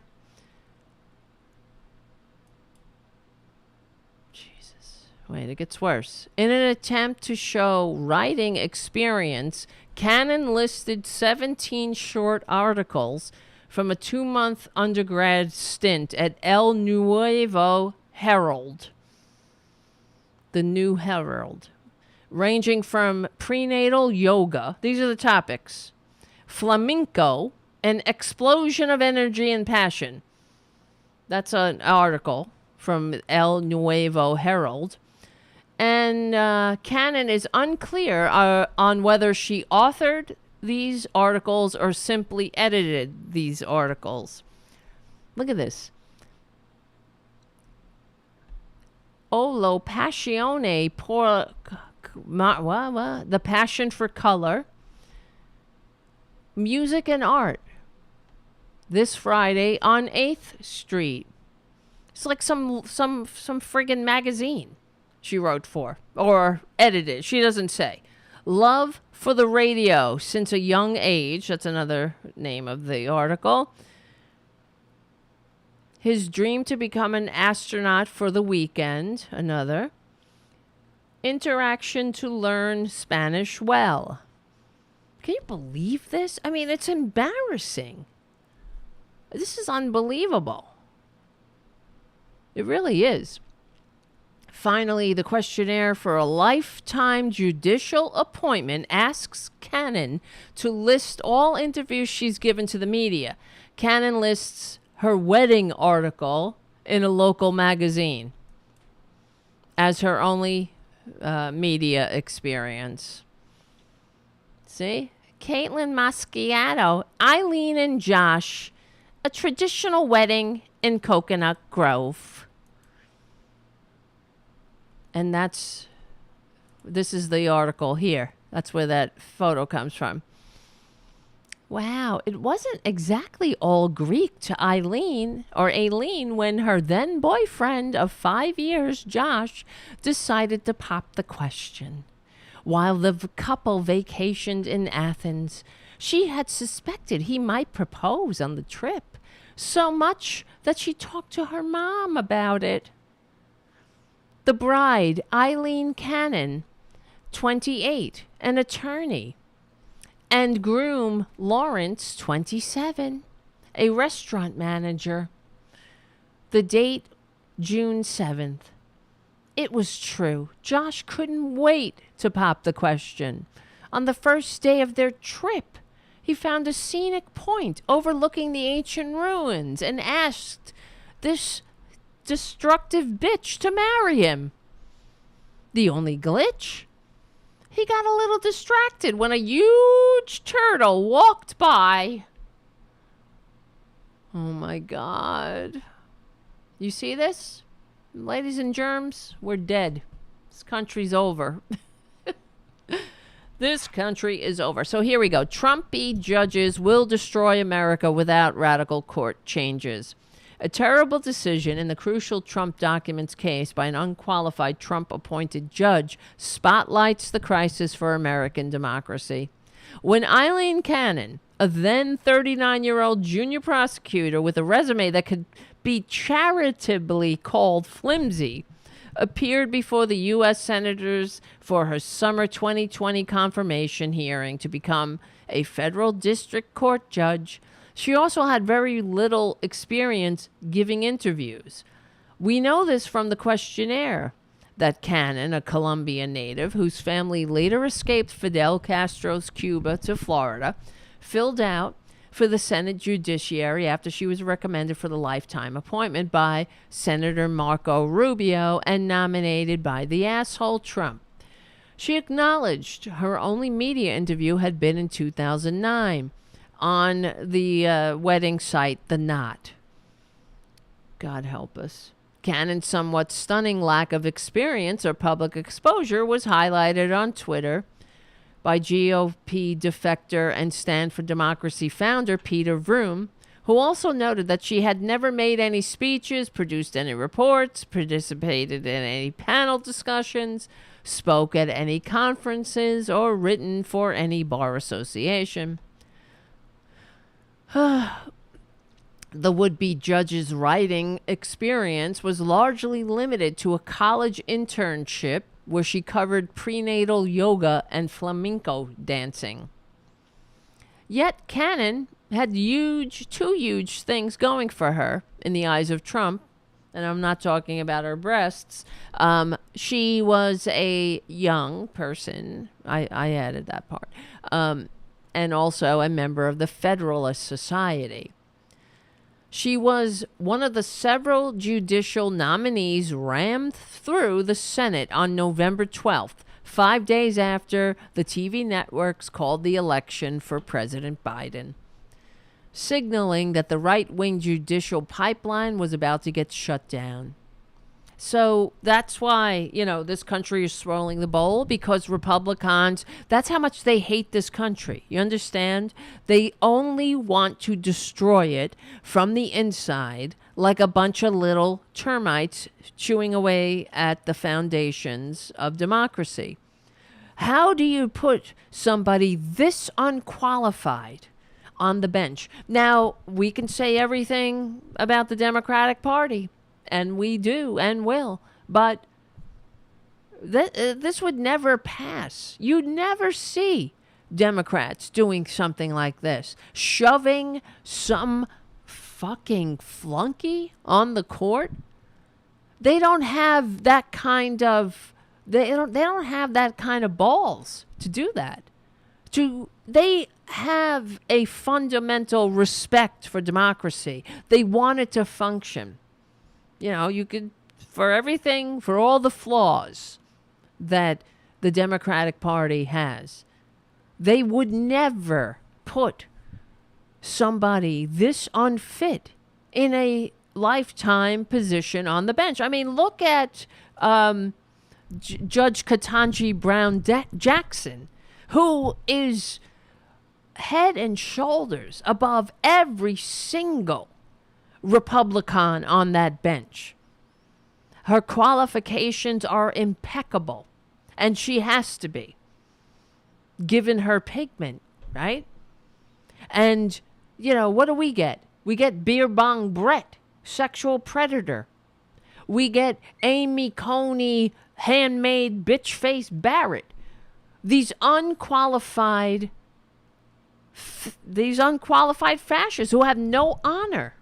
They have absolutely no honor, and that's the thing about Republicans, like this Aileen Cannon bitch, because she hates America. They all do. If somebody called me and said, "Hey, you want to be a judge?"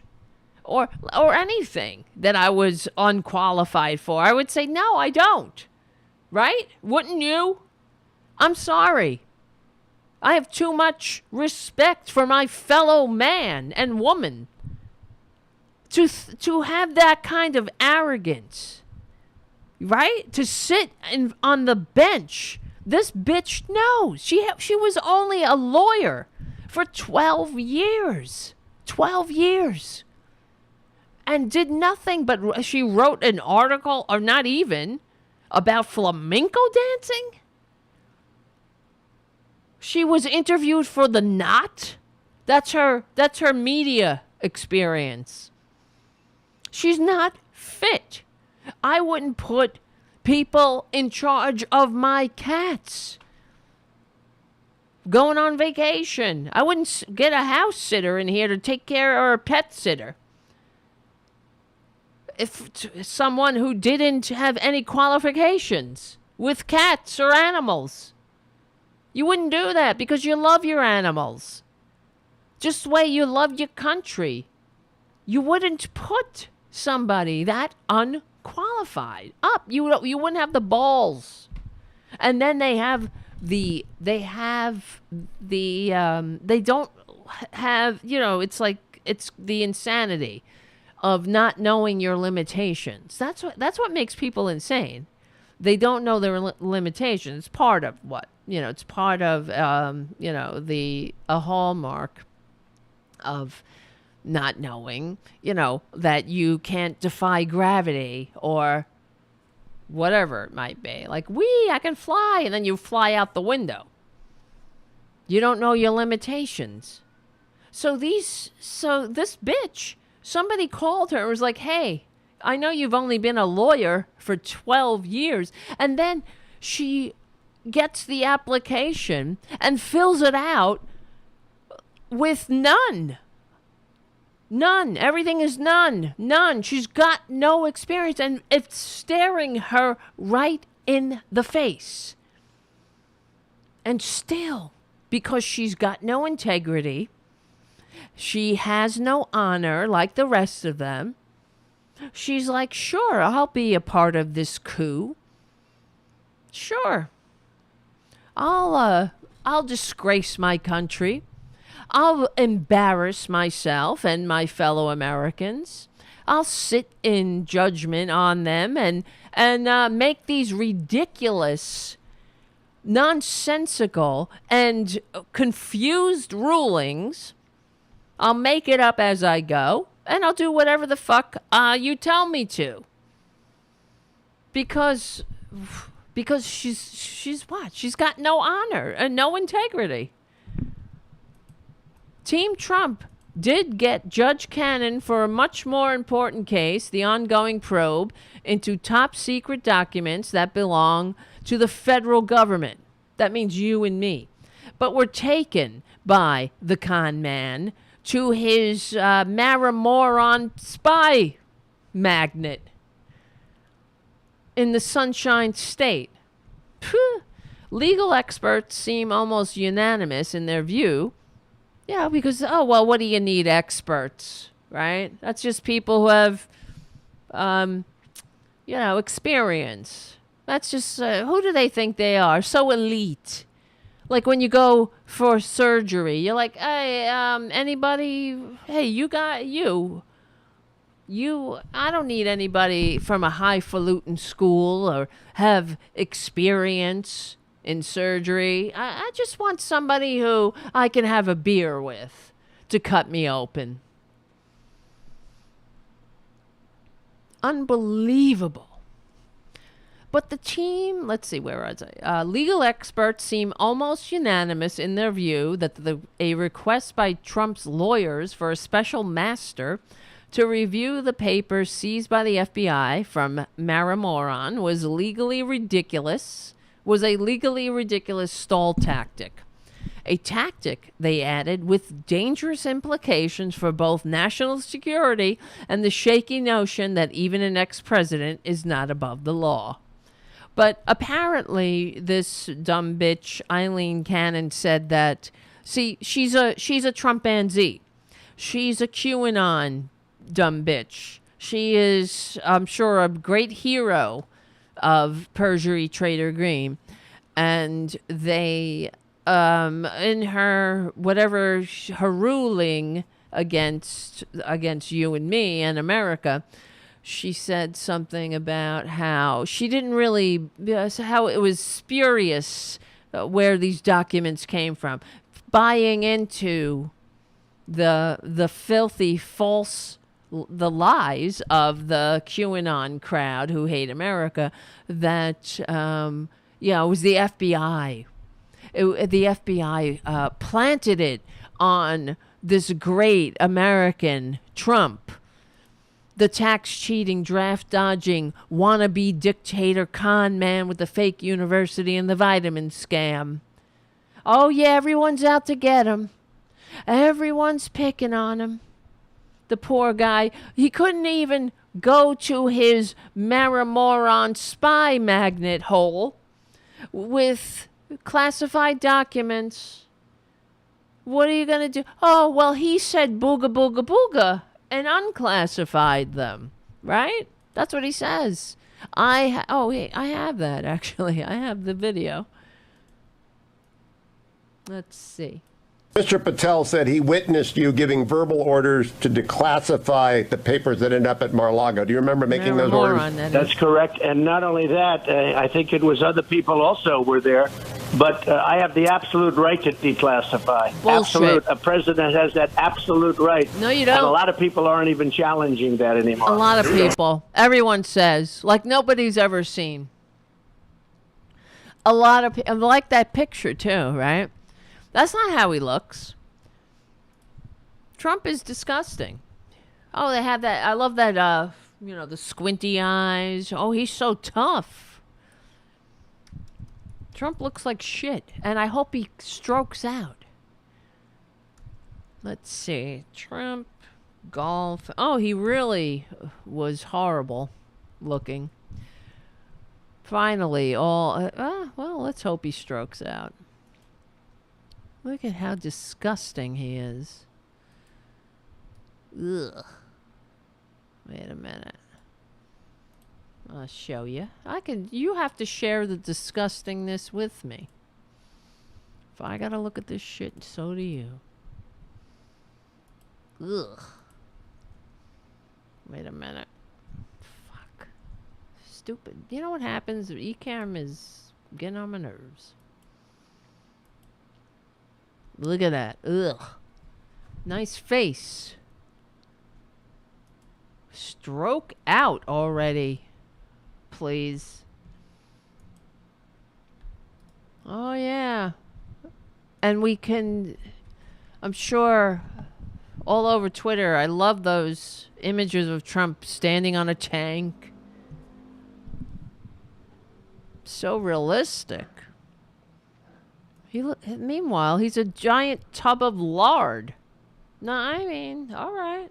He's just gross. I'm sorry. I don't mean to... Am I fat shaming him? I'm just shaming him. I'm shaming him. Because he's got no shame. He should be ashamed, but he doesn't have... He's not man enough to be ashamed. He's not human enough to understand. He's not a human. He really isn't. He's a sociopath. There's no doubt in my mind. But am I wrong here? I mean, if you love your country... Why do you turn it over to unqualified con men?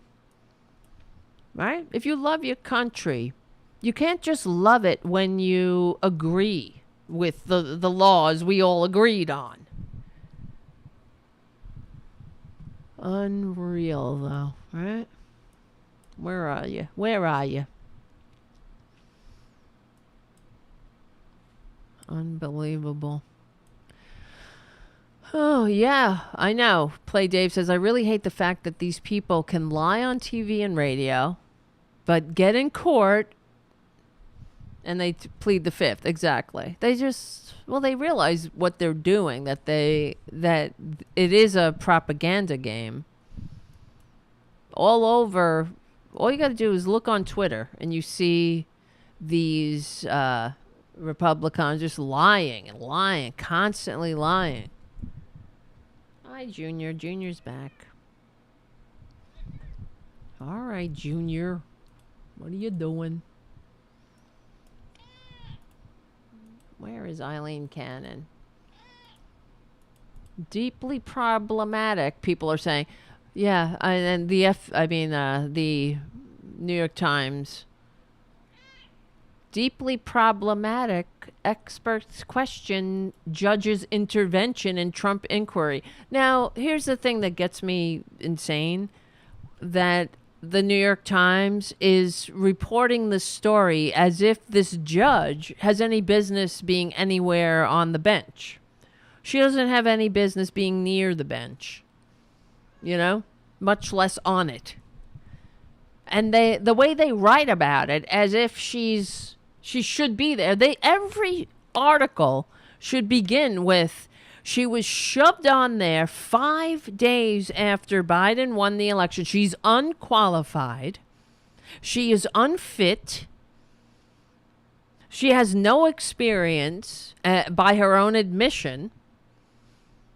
And she was only a lawyer for 12 years, doing nothing. She has nothing to fall back on. She has no business being on the bench. She has no business deciding a case like this. She has no business being on the traffic court bench. Am I wrong? No.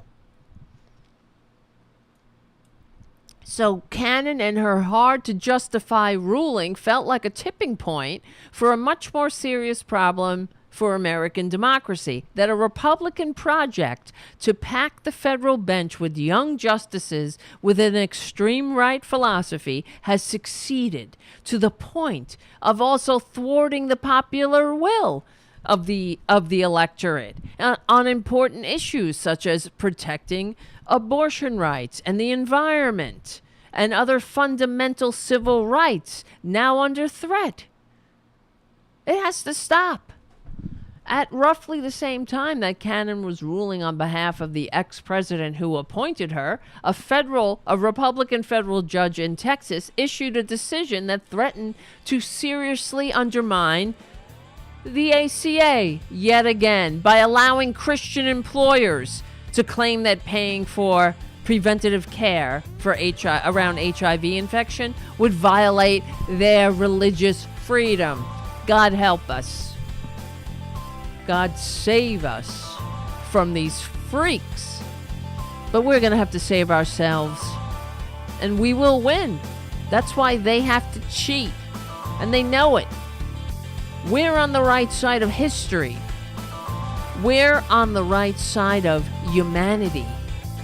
We're on the right side of decency, dignity, and democracy. Become a patron at patreon.com/Tara Devlin. We stick together, we win. My name is Tara Devlin. I'll see you soon. All right. My God. Yes. Guys. Look at my cat, everybody. Hello. Oh, all right. Listen, what the fuck happened? Oh, I fucked up that camera. That's okay. The show's over. That's good. At least the show's over. Where is my... Everything is bugging out. All right, listen up, guys. Remember, Wednesday, we're going to have Tom Hartman on the show. That should be fun. Wednesday, he's calling in at 9 p.m. Eastern Standard. And what else? Other than that, we will, I don't know, whatever. Somebody become a patron. Will somebody please become a patron at patreon.com/Tara Devlin? I want to thank Jim for single-handedly keeping this show afloat, and also for becoming for being a moderator in the chat room, along with Haiku. And thank you, Pookie's mommy, for your generous super chat, which makes me feel like, it validates the show, right? But also, whatever. What else? I don't know. Become a patron. I said that already. Will somebody become a patron? Maybe. Oh boy, whatever. Will somebody give the show a good review on iTunes? I don't know. Will they, Junior? Nobody ever listens to me. Okay, listen. You know what else happened to me this week? Not only sick, cold sore, I pulled a muscle in my shoulder. Everything is falling apart, and it hurts right now. Thank God for anti-inflammatories. Why are you doing this? Look at this cat. If I move this camera. Watch this cat. He's crazy. He just wants my hand. You see what he's doing? He's taking it and making it go over his head. Watch. Come on. There you go. You're a good boy. Watch. Hey, that hurt.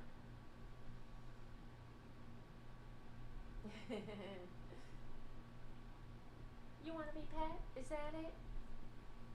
You want to be pet? I see you do. Oh, shit. The camera. Oh, thank you, Terry, for your super chat. I need some more super chats, but that's okay. We'll try again another day. I know, right? Jabbermucky, self-patting kitty. He does, right? It's like, that's all I am to him. A hand to pet. I'm just a hand. Just an object that pets him. That's all. He's a good boy. I love this cat. Yeah. Winston says, sorry to hear that, Tara. I can relate to the shoulder issue. My left one is ruined. It never happened to me before. At least in my recent memory. Ow, you're biting me now. Damn it. I went back and I was like, fuck. and I don't know, it must be a muscle because I can move it, except when I move it in a certain way. It's like, but then I took anti-inflammatories and it helped. Ow! You son of a bitch. You're biting me. All right, I have to go beat him now. No, I don't. I'm only kidding. Gimme you. Give me this. Give me this carrot. You're going nuts now. You're going crazy. Talk to the people. You are losing it, Junior. You're losing it. Say something to everyone. Say hello. Say hello. No? Okay. You don't listen to me. You don't listen to Mama. Yeah, probably rotator cuff. Ow! You bit me. Okay, that's it. You're down. You're down. Get down. Ow. Ow. You're killing me here. I don't need every time I move a cat to bite me. It's like I got kittens biting me. I got cats biting me. Yeah, I don't know. Tendinitis. I think it just got pulled. Because it was like, I felt it happen. But I'm a wreck. I'm getting old, guys. Getting old. It's hurting. But what's the alternative? Right. All right. Listen. I got to get the show ready for Progressive Voices. And then I have to feed the two fuckers in the bedroom. And I got to do something with him. I'm going to have to do something with you. What is that? Stop biting your mother. Ow. Stop it, you monster. All right. Guys, I love hanging out with you guys. And thank you so much for all your support. And listen. We will see each other on at least Wednesday with Tom Hartman, who is great, and I'm very honored that he's coming on the show. Give this little show a boost, right? All right, my friends. It's parting. That's why it's very hard to say goodbye. It's like, no, you hang up. You hang up. No, you hang up. All right, I gotta go. I gotta go do something with these kittens. Listen, guys. We will win. Look at this cat. He's going nuts. We are on the right side of history. We're on the right side of decency, dignity. Move it, Junior. And democracy. You're in my space now. Get out of here. You're bothering me. Okay, everybody. What's going on? All right. Decency, dignity, and democracy. We know that. Which makes me insane knowing that they are roaming around.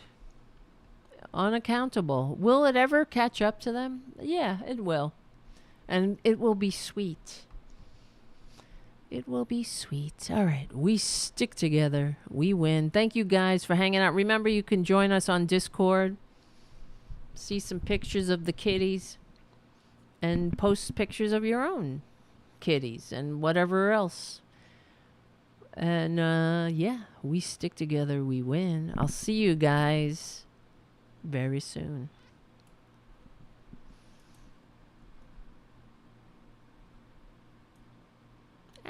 What's going on?